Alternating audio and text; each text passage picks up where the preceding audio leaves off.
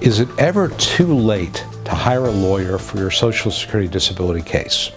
I'm Jonathan Ginsberg. I'm a Social Security disability attorney representing clients in all 50 states. And I get this question sometimes from people.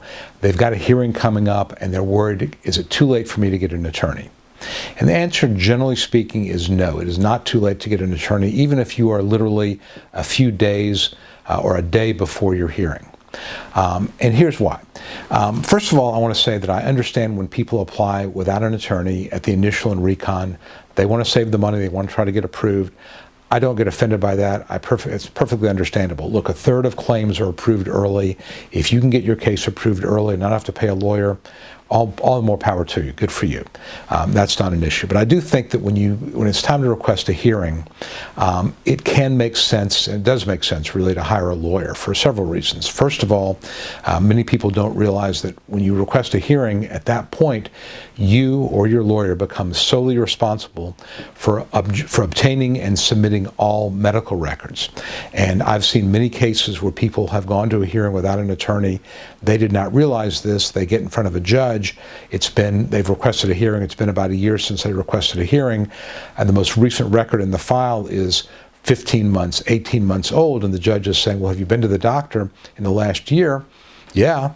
Well, where are the records? Well, I thought Social Security was going to get them. No, you have to get them. So that's one reason. The second thing, of course, is when you're in front of a judge, you've got to be able to come up with a theory of disability. Are you arguing on a listing? Are you arguing for a grid rule? Or are you arguing functional capacity? If you don't understand what those theories are and how they work, you're going to have a hard time presenting your case. Third thing, of course, is the vocational witness testimony. Are you able to cross-examine a vocational witness? And of course, are you able to present your case in general to a judge? Do you understand what what you're trying to prove in your case?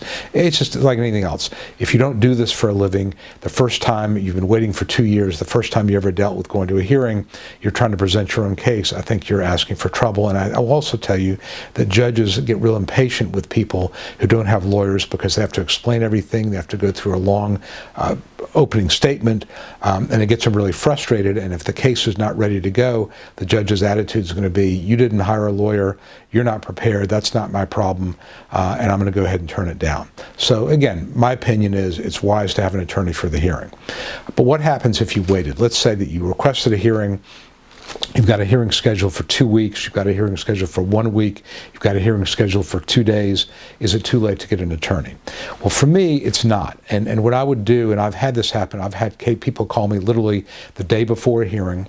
And what I would do, what I've done is, most likely, if it's going to be 3 or 4 days before the hearing or the day before, I will appear at the hearing on your behalf once I've been retained, and I'll ask the judge to reset the hearing so that I can have time to get the case record up to date and to review the file.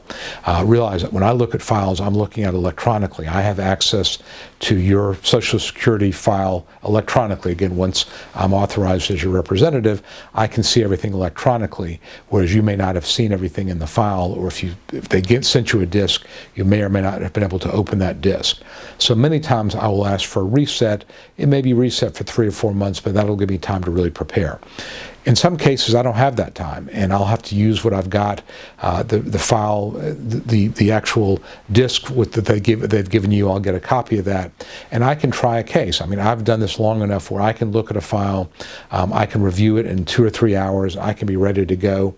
Again, not as good as if I had 3 or 4 weeks to prepare, but if I have to do it, and I've won cases where I've literally had an hour and a half to 2 hours to prepare for the hearing, and I've actually gone through and won cases that way.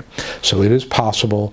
I do think it would be grounds for appeal if you had a new lawyer and the judge did not give the lawyer a chance to prepare for the case, and the judge denied the case on the grounds that the medical record was not complete. I think most judges are reasonable about it. Where you run into trouble is if a person is asked for 2 or 3 resets to get a lawyer, and the third reset they finally wait till the day before, and then they ask for a lawyer.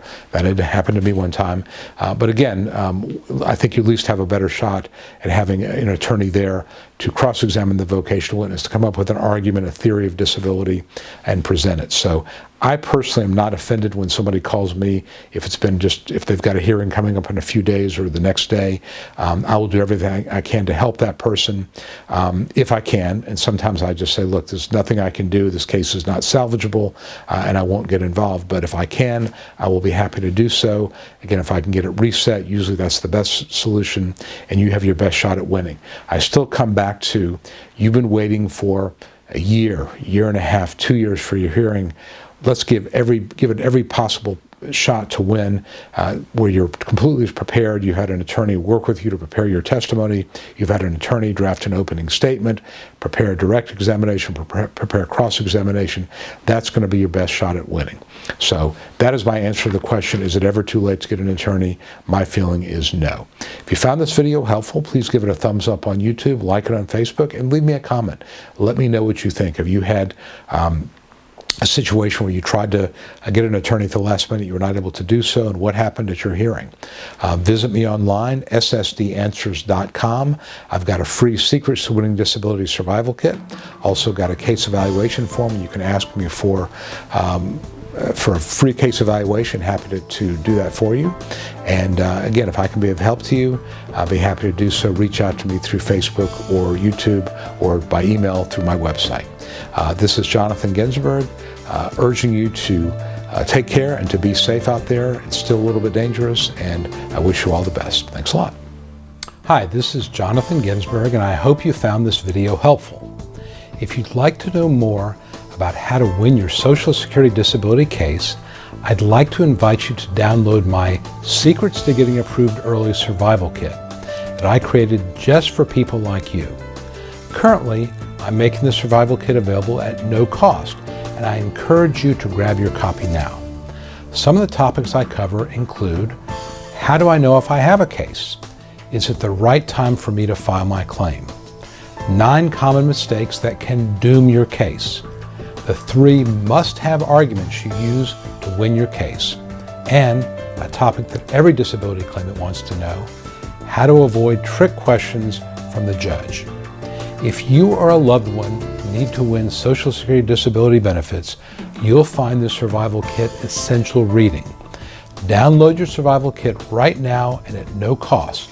Just visit ssdanswers.com/survival and sign up. It's that easy. Please act now. And as always, I wish you the best.